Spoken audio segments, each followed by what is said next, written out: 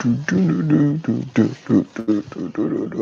good morning. It's 5 a.m. Mester Scrum. Hope everybody's doing well today. It is Thursday. Week's almost over. We've got 2 more days, right? And for the people overseas, you probably only got 1 more day left to go. So that's awesome. And I was just showing this trophy here. 5 a.m. Mester Scrum. I'm Greg Mester, Agile coach and Scrum Master.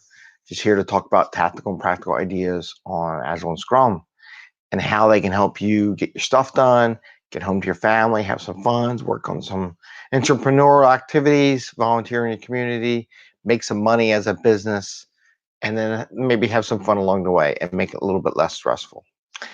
And today I am on the first international virtual Agile and Marketing Summit. So you can catch me. I put some links on all our channels and I'm just posting up. It's just something fun to do. It's like I said, you got to be able to take advantage of when things happen and just say, sure, why not? Doesn't hurt. And then share some ideas. So it was fun. We'll see how my first international programming goes. And if you need to find it, it's summit.agilesales.pro. I'm one of the speakers on there. It's free for 24 hours. I'm posting links up so everybody can see it. And it was a fun thing to do. And I'm probably going to have to try to recopy the idea here in Philadelphia and different areas too. I like the concept. I figured out how they did it, and it was fun. So we'll talk about a couple things today. I want to hit the distributed team model and daylight savings time a little bit because I said all throughout the week I would talk about that because it's so new and things happening. And then I'm going to talk about the one of the keys, and I mentioned in the video, to success in Agile and Scrum and in general and things doing. Related to definition done, and I stole my kid's trophy. He got a little soccer trophy. I don't necessarily agree with getting trophies every time. It's not my way. I wish they would just give a medal out maybe, but he got a trophy and it's like, we're going to talk about the done. So I figured I had the trophy. And so distributed Agile teams, team norms. We talked about all throughout the week about things to do, like chiming in on Slack if you can't make a meeting, the time difference, do some notes and meeting notes and how to do that. A lot of these topics, what I really recommend is make them part of the team norms. And the reason why I say this, it lowers the stress level of the team. If everybody agrees to how they're going to operate, it's not them making up the rules, it's the team rules. So for example, in your team norms, you have a daily scrum, usually at a certain time. And you tell everybody be there at the same time and we'll keep it, and you agree how you're going to operate and be respectful and one person talk at a time. But one of the other things you can write in there, hey, if you can't make the meeting, we want you to record in Slack or Mattermost or Teams or whatever continuous chat you have or persistent chat, and write down what did you do, what are you going to work on, and any blockers, and make that as part of the team norms, so that everybody feels okay if they don't make the daily scrum. It shouldn't be a stressful moment. It should not be, oh man, I gotta get there. I gotta get the daily scrum. I'm late. I'm gonna miss it. Relax, right? The world's not gonna come to an end. All you need to do is share what you have. And if somebody has something for it, you can go back up on the persistent chat and say, hey, Greg, saw your thing. What you didn't, sorry you couldn't make daily scrum. Hey, can you do me a favor? I need your help reviewing, and this is what I put up. So that way they get the information if you want to do that. But having that persistent chat helps with the overseas and not just overseas. Co-located or non-co-located teams helps everywhere because you have doctor's appointments and stuff that you can't make it.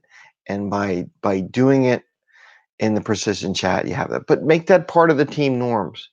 It helps to establish that. If you're going to have a conversation early in the morning, how you want to communicate, put that in the team norms, because it takes that pressure away from people thinking, oh, I'm the exception. No, it's part of the norms. We can do it this way if we have to. We don't want to do it all the time. Now, what I would also emphasize is, you know, more of an exception than not the rule. The exception is if you can't make it, or you have to do something, or you don't feel safe because of daylight savings time, you can do that. And then also write in the team norms. What are your working hours, right? So what hours in the morning to the evening, no matter where you work in the world, what can you do? So one of the recommendations for distributed teams is add that how you want to operate daily Scrum in a distributed team environment, so it takes the stress off what's going on, and people are more than happy to provide what they're working on, right? Take the stress out of the equation. And I really do believe team norms helps do that, because when there's a discrepancy or disagreement, you can point to the team norms, like here, or mission statement, right up here. And it's not a personal thing, it's a team thing. So it's not like you're personally saying I can't do it. No, we want you to tell us when you're blocked. We want it to be, maybe even in team norms, you're right. If it's taking more than 2 days to do a task, then you let the team know. Probably never thought of that one, did you? But you should, because then everybody knows that we want to get all our tasks done in 2 days. It's a team norm. We all agreed to it. Actually, that's a pretty good idea. Okay. So it's 5 a.m. Mester Scrum Show. Why do I have 94? Oh, that was October. Look at wrong day. It's show 108, right? There we go. There we go. I got two. You're gonna get a bonus today because I was reading the wrong one, and this is my notes. Such a goofball. It's 5 a.m. What do you want from me? Anyway, so we talked about daily Scrum, and actually that was pretty good about the team norms. And I wonder if I ate up one of my next shows. We'll find out. I don't know. Anyway, it actually worked out pretty good. The other one, so so you're gonna get two more. Another thing on dailies, in the daily Scrum, and I mentioned this in multiple shows. Make a quick list of who's speaking. The reason why it's good, because when you're on the phone, and it could be here in the States, it could be overseas, it could be anywhere. You make a list who's going to go next, and you just read through the list. And reason why you do that, it keeps daily Scrum tight. It keeps it quick. If you go, who's on the phone? I'm on the phone. Greg's on the phone. Beep, beep, beep, beep, right? It just destroys the daily Scrum. I'm serious, it really does. And when people can't see that, I'm like, can't you see it's getting destroyed? So, but if you have a list and everybody agrees, hey, we're starting at 8 o'clock or a.m. in the morning or 7 a.m. here on the East Coast, right? You start your daily Scrum because it helps people overseas so they can go home at a decent hour. You go Greg, Sally, Peter, Paul, Muhammad, whatever, and just keep going in the list, and you read this list. Everybody knows the list. Everybody knows who's next. It's part of it. They know your name's going to be called next. And then if they don't, you could just say Greg, Peter, John, and just go boom, boom, boom. And Ganesh, whoever's on there. Mention people I know, right? But you can do that, and it goes much smoother than who's next in the row, because you can't see anybody, right? So I really recommend making a list of names and go through the names. It's really helpful with distributed teams, whether you're overseas or here. We got people all over the planet on our teams. All right. So the third one that I'm going to talk about, boy, we're getting a lot of them. Recording demos. We talked about a lot of recording stuff, right? So a lot of times here in the States, we have demonstrations with clients, and they're not up at 5 a.m. in the morning and things like that. You have stakeholders who want to see the product and everything. I really recommend videotaping, or not videotaping, or recording the demos online with audio and video, and then put them on SharePoint or some cloud-based storage location so you can reference it later. And you should have a whole series of those demos. It'd be interesting to hear how it goes. It's a beautiful thing when you have all these demos recorded And anybody can go in there at any time and see how it was done, because it also might help you in your coding later, by the way. You're like, what did we do on that last one? Let's go play back the demo we did. I know it was a demo. We recorded that. I don't have to remember nothing. All my brain is set for just coding and testing stuff. I don't have to remember anything, right? Because it's all recorded. So recording it.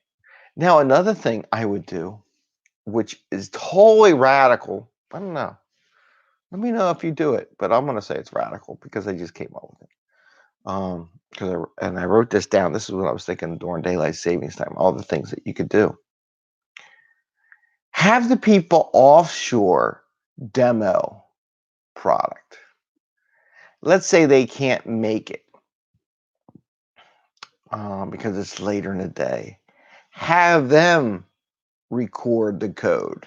Have them demo the software and make a recording of their demonstration. Maybe there's more people offshore. Maybe it's just a team and they're demoing for the team. And then later on, you can share that piece of demo with the business customers and the stakeholders later in the day. That would be awesome, because I do respect everybody's coding and testing and contribution to the teams. So why not let them demo? Why not let them at the offshore locations or remote locations that are normally part of the team participate in the demo, and not just participate where they're just listening. It's like, I want you to give the demo.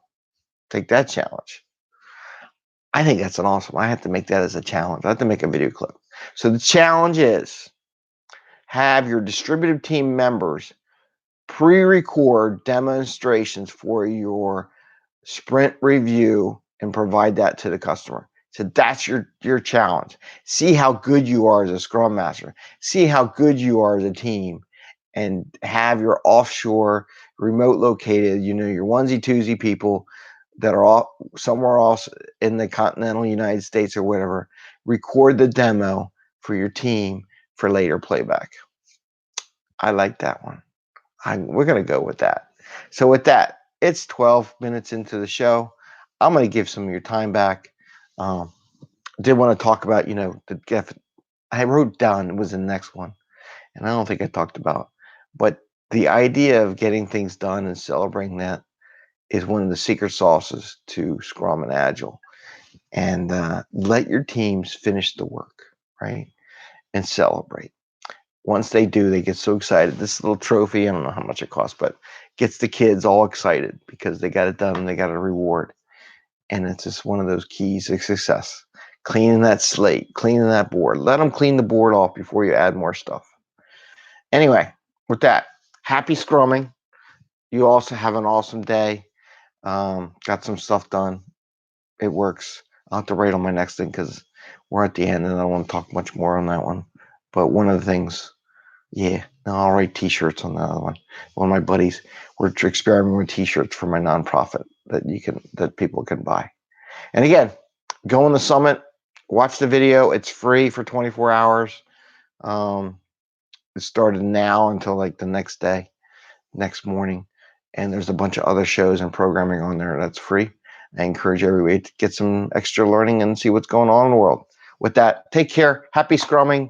Remember, 5 a.m. Mester Scrum. See ya. Bye. Take care.